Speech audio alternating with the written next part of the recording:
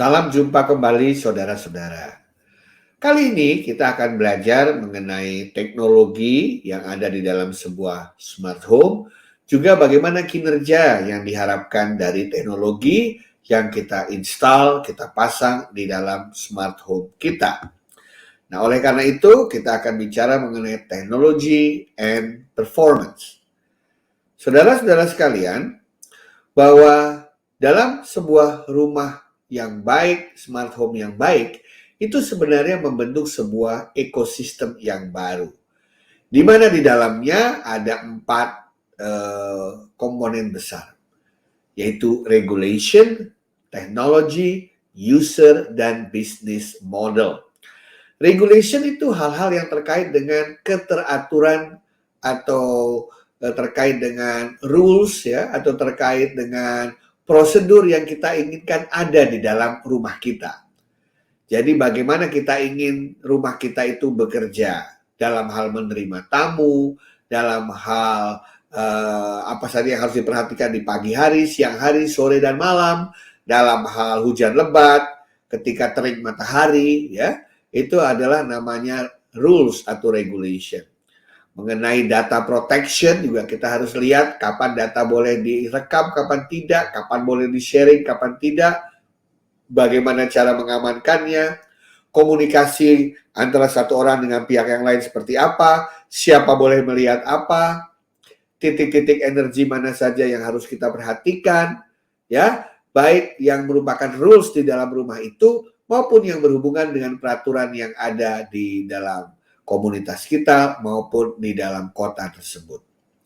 Baru kemudian komponen yang kedua adalah teknologi itu sendiri. Kita bicara mengenai hardware, software, appliance yang ada di rumah itu, jaringannya, database-nya, itu semua kita bicara mengenai teknologi yang ada di dalam. Di situ ada sensor, ada jasa layanan, ada platform, ya, banyak sekali. Dan appliance-nya, alat-alat rumah tangga modern, ya seperti kulkas, kemudian kompor masak, air conditioner, pemanas ruangan, semua itu adalah household technology. Yang ketiga tentu saja adalah manusianya, usernya, orang yang tinggal di rumah itu, di mana dia memiliki kehidupannya sehari-hari yang harus dipenuhi. Mereka membutuhkan keamanan, kenyamanan, mereka perlu menghemat listrik, ya mereka butuh dilindungi, mereka butuh diberikan kemudahan, mereka ingin bisa berhubungan dengan orang lain, dan fungsi-fungsi fitur-fitur lain yang dibutuhkan oleh seseorang masyarakat modern yang tinggal di smart home.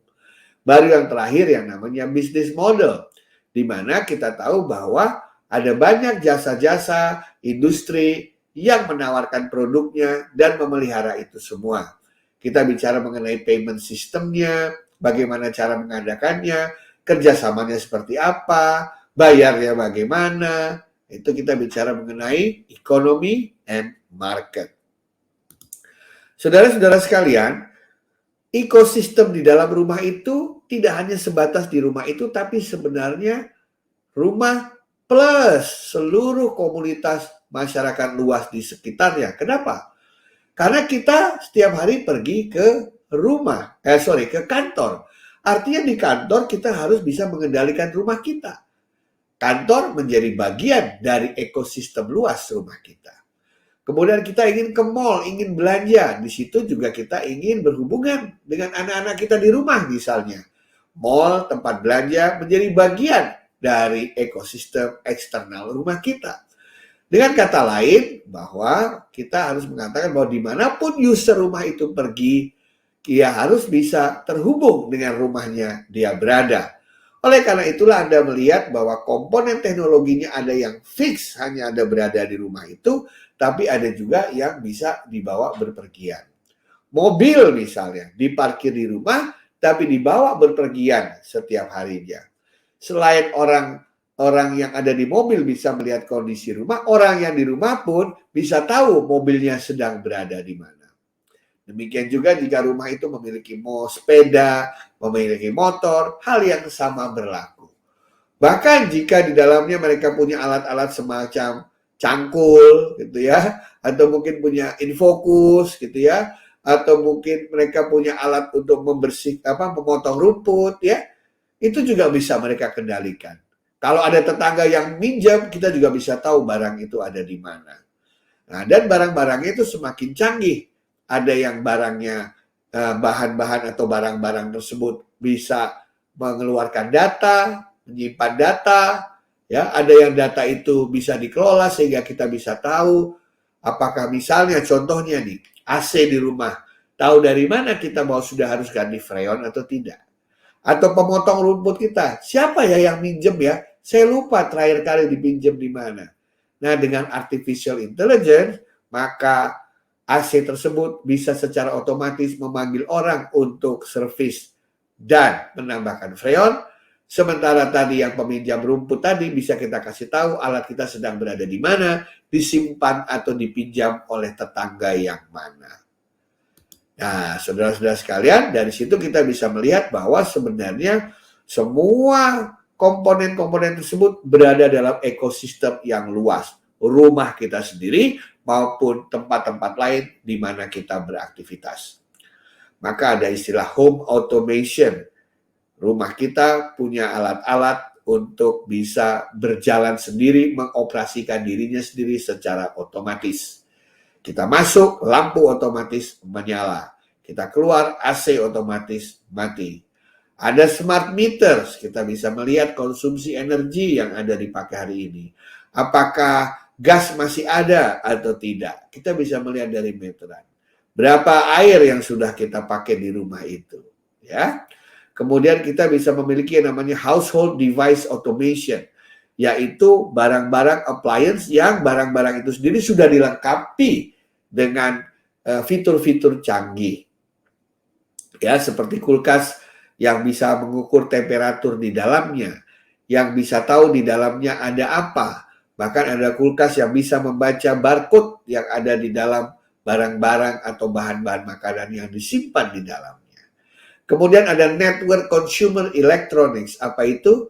Ketika seluruh rumah kita itu dihubungkan satu benda dengan benda yang lainnya, sehingga kita bisa mengaturnya dengan baik. Kalau ada ruang tamu berdekatan, ada satu ruang tamu, satu ruang keluarga, ya dua-duanya ternyata menggunakan TV, dua-duanya nyalain TV, terasa keras, maka otomatis dia bisa menyesuaikan suaranya. Atau bahkan satu channel TV bisa dinikmati oleh banyak TV yang ada di rumah itu karena bisa diatur. Kenapa? Karena semuanya saling terhubung. Orang tua bisa mematikan lampu-lampu anaknya, gitu ya, dan lain sebagainya. Dan yang paling terakhir adalah terkait dengan security untuk keamanan dari kita yang berada di rumah. Nah, semua itu bisa dilakukan karena ada backbone, ada media telekomunikasi di dalam rumah itu. Baik yang sifatnya wireless, ya, melalui wifi, melalui bluetooth, melalui access point gitu ya, atau yang sifatnya lewat kabel atau lewat fiber optik, ya, yang sifatnya lewat fisik. Kedua-duanya ada plus minusnya. Ya, kalau lewat fisik tuh jauh lebih aman, jauh lebih cepat transmisinya dibandingkan lewat wireless atau lewat udara. Tetapi masalahnya adalah memakan tempat untuk instalasi, membuat rumahnya menjadi kurang baik desainnya. Kalau wireless tidak kelihatan semua kabel-kabel yang melintang itu. Nah, biasanya rumah yang baik, smart home yang baik adalah kombinasi. Ya, backbone yang menggunakan kabel atau fiber optik, kemudian untuk penggunaannya ke masing-masing device atau appliance, mereka menggunakan wireless system. Nah, semua ini tujuannya adalah untuk mengintegrasikan rumah itu. Ya, karena kalau semakin banyak titik yang bisa terintegrasi dalam backbone, maka semakin mudah mengendalikan atau mengontrolnya. Namun, saudara-saudara, tidak bisa dipungkiri, ada beberapa device yang menurut kita tidak perlulah sampai harus dikendalikan atau dihubungkan. Sebab mungkin tidak penting-penting amat bagi kita. Misalnya, apa? Itu kalau kita di kamar mandi untuk flush itu ya, kan otomatis flushnya kan, gitu kalau yang bagus pakai sensor. Ya nggak usahlah dihubungkan ke ke sistem. Masa kita pengen tahu berapa kali satu hari orang masuk ke kamar mandi, berapa kali flush misalnya. Itu adalah standalone solution. Ya, jadi kamar mandi cerdas yang hanya untuk kamar mandi itu saja. Yang air pancurnya nyala ketika kita berada di bawahnya. Yang kehangatannya bisa diatur dengan cara pakai voice recognition kita. Nah, itu adalah contoh-contoh standalone solution yang walaupun bisa dihubungkan ke dalam sistem backbone rumah kita, network rumah kita, tapi kita menganggap itu tidak perlu-perlu amat. Ya, hitung-hitung menghemat biaya. Nah, disinilah makanya teman-teman Anda bisa melihat bahwa di dalam rumah itu barang-barang fisik dan barang-barang virtual itu saling dihubungkan satu dengan lainnya melalui backbone telekomunikasi. Sehingga mereka bisa saling berkomunikasi, saling terintegrasi, saling mengirimkan data, dan bisa melakukan proses otomatisasi. Nah, saudara-saudara sekalian, kita harus tahu bahwa yang namanya device untuk mengontrol rumah, tidak hanya kita memberikan instruksi, tapi rumah kita bisa memberikan laporan juga kepada kita. Rumah kita bisa kasih tahu kepada kita ada berapa orang yang sedang berada di dalamnya. Ada berapa orang penghuni rumah tetap, ada berapa tamu yang ada di dalam situ. Mereka sedang berada di tempat mana, itu semua bisa dilaporkan ke kita. Agar kita yang berada di tempat jauh masih tetap merasa nyaman, kan memiliki kendali mengenai apa yang terjadi di rumah kita. Nah, disinilah makanya sudah saya katakan teknologi baru yang mendukung proses smart home ini adalah IoT atau Internet of Things. Dari studi dikatakan atau riset memperlihatkan 52% dari populasi rumah di negara barat itu sudah memiliki network device. 30% merencanakan untuk membeli network device untuk rumahnya ya. 66% percaya bahwa network device untuk di rumah itu akan membuat hidup mereka lebih sederhana, lebih simpel, lebih mudah. Dan ternyata 90% dari mereka yang ingin membeli ini semua kebanyakan milenial. Generasi muda, remaja dan pemuda usia 19 sampai 24 tahun. Kalau Anda lihat rumah-rumah mereka sekarang, mereka menghubungkan berbagai hal. TV, game konsol, Nintendo, Xbox, PlayStation, kemudian komputer, semua mereka hubungkan satu dengan yang lainnya dengan aplikasi yang ada. Bahkan banyak dari mereka sekarang yang menyimpan datanya bukan saja di hard disk di rumah, tapi mereka simpan semua di cloud. Karena banyak sekali penyedia cloud memberikan kesempatan kita untuk bisa memanfaatkan aplikasi, beragam alat penyimpanan data, beragam fitur-fitur yang bisa kita nikmati dengan harga yang sangat-sangat murah. Sehingga smart home ini semakin berkembang. Nah, Bapak Ibu sekalian, Anda akan tahu juga bahwa untuk menghubungkan itu semua seperti yang sudah kita bicarakan sebelumnya, tentu saja kita membutuhkan arsitektur. Mulai dari arsitektur cablingnya, arsitektur wirelessnya, di mana kita membutuhkan timer, di mana kita membutuhkan sensor, di mana kita membutuhkan aktuator, gitu ya. Baik untuk keperluan energi, untuk keperluan lampu, untuk keperluan listrik, untuk keperluan ventilasi, untuk keperluan alat-alat sistem. Dan kalau Anda melihat dari gambar ini, semuanya itu saling terkait satu dengan yang lain. Oleh karena itu, bagi mereka yang ingin membangun rumah smart home, ada baiknya waktu mendesain rumah juga mendesain kapabilitasnya. Sebaliknya mereka yang sudah punya rumah, Anda bisa mulai pelan-pelan membangun arsitektur ini dan menghubungkan satu device dengan device yang lain. Dimulai dengan mengganti model saklar yang konvensional menjadi saklar yang berbasis digital. Demikian juga mengganti stop kontaknya, outletnya dengan yang berbasis digital dan lain sebagainya. Nah, Anda bisa lihat di sini di dalam dunia IoT itu ada istilah sensor, ada istilah aktuator. Sensor itu kayak panca indera manusia. Dia menerima masukan, menerima sinyal dari lingkungan sekitar. Menerima sinyal dalam bentuk gerakan, dalam bentuk gambar, dalam bentuk perintah suara, itu adalah input ya. Kita bisa lihat dalam rumah itu adalah dalam hal orang mau masuk ke dalam rumah, di depan pintu pintu masuk ya, kemudian terkait dengan sensor untuk melihat ada angin apa tidak, melihat ada orang lagi masuk atau tidak dengan cara sensor gerak, melihat apakah ada orang yang sedang menggunakan alat tertentu atau tidak, saklar sedang dinyalakan apa tidak, begitu ya. Nah, itu namanya adalah sensor. Aktuator adalah penggerak dari benda-benda yang ada di rumah. Penggerak itu misalnya seperti manusia ini ya, otot, tangan, kaki itu aktuator kita. Jadi setelah kita mendapatkan input, masuk ke dalam sistem, diolah, oh artinya itu yang punya rumah. Engsel pintu terbuka, aktuatornya adalah engsel pintu. AC yang tadinya diam menjadi swing, nah, itu di situ ada aktuatornya. Lampu yang tadinya mati menjadi nyala, di situ sinyal untuk menyalakan lampu, itu namanya aktuatornya. Horden tiba-tiba terbuka sendiri, tertutup sendiri karena ada mekaniknya, itu adalah aktuatornya. Jadi sistem bus ini sebenarnya adalah input, proses, output.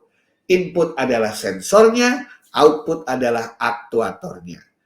Sementara aplikasinya itu adalah otaknya, itu adalah mesinnya untuk mengartikan apa yang dibutuhkan oleh penghuni rumah.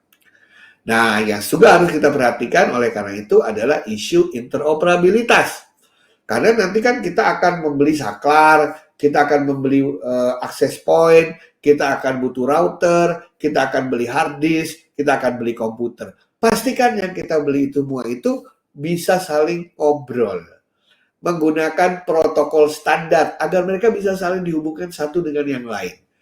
Karena saya melihat banyak smart home itu gagal karena apa? Ternyata mereka membeli alat-alat yang tidak bisa saling berhubungan karena menggunakan standar yang beda-beda. Akibatnya malah lebih rumit. Ya, aplikasinya harus banyak karena masing-masing digerakkan dengan aplikasi yang lain. Tapi kalau semuanya itu bisa saling bergerak, bisa diatur oleh satu aplikasi, itu alangkah indahnya. Makanya disarankan kalau Anda mulai dari nol, wah kalau semuanya bisa satu merek tuh bagus sebenarnya. Tetapi tentu saja tidak ada perusahaan yang bisa menyediakan semuanya secara utuh. Kecuali Anda menyewa satu vendor, satu konsultan, dia yang akan merancang berbagai merek dalam rumah Anda, tapi bisa dikontrol dalam satu sistem. Saudara-saudara sekalian, di dalam untuk mengontrol itu semua tidak hanya dengan menggunakan smartphone. Kita bisa pakai komputer, pakai notebook, pakai tablet, pakai smart TV kita. Dan cara ngaturnya pun belum tentu hanya touchscreen. Cara ngaturnya belum tentu juga dengan memencet-mencet tombol. Tetapi model sekarang bisa dilakukan dengan memberikan perintah. Seperti Siri pada Apple gitu ya. Voice control. Dia merecognize apa maksud kita dan rumahnya bisa memberikan jawaban terhadap yang kita inginkan. Jadi misalnya, tolong nyalakan lampu kamar tengah, maka lampu di kamar tengah pun akan nyala. Tolong kecilkan AC, maka AC-nya pun akan menyesuaikan dengan yang kita kehendaki. Nyalakan musik dangdut pun mengalir. Nah, berikutnya lagi kita juga bisa mengontrol dengan gestur tangan. Kita lihat kan dalam berbagai film, nyalain matiin lampu dengan cara menepuk tangan, ya, atau misalnya kita mengacungkan dua jempol gini, artinya blind bisa ditutup, ya terserah, itu bisa kita atur sendiri dengan menggunakan gestur. Saudara-saudara sekalian, oleh karena itu kita tahu bahwa sebuah smart home ya biasanya memiliki kemampuan untuk mengontrol, mengendalikan energi, untuk menjamin security, untuk bisa membuat comfort dan protection. Nah, inilah teknologi dan fitur performance yang kita harapkan ada. Dan kalau kita lihat lebih jauh, ya sebenarnya mereka bekerja berdasarkan if then. Jika ini, maka ini yang terjadi. Jadi teknologi yang bagus itu juga waktu membuatnya memperhatikan perilaku orang yang ada di rumah. atau customer journey. Mulai kita pergi dari rumah, apa yang harus dilakukan. Nanti ketika kita kembali, hal-hal apa yang harus dilakukan. Ketika kita berada di rumah, kita akan melakukan apa saja.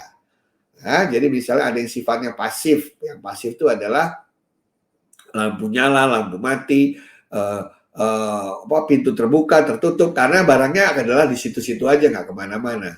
Ya, kalau kita datang, kita pergi, dia akan menyesuaikan diri. Itu namanya passive action. Tapi ada juga yang bisa membuat yang namanya external changes. Apa itu? Kalau suhunya panas, AC otomatis akan lebih dingin. Kalau suhunya sedang dingin karena hujan, maka AC-nya pun akan menyesuaikan diri. Demikian juga dengan alat pemanas. Atau model-modelnya adalah ketika ada orang lagi makan malam, musik pun menyala. Itu namanya voice command berbasis Let's Celebrate. Gitu ya. Ketika banyak tamu yang hadir, kita ingin dansa bersama, kita bisa perintahkan agar ada musik untuk dansa dan lain sebagainya. Itulah teknologi-teknologi yang perlu kita bangun, kita rancang, kita pakai dalam sebuah ekosistem smart home. Sekian dan terima kasih.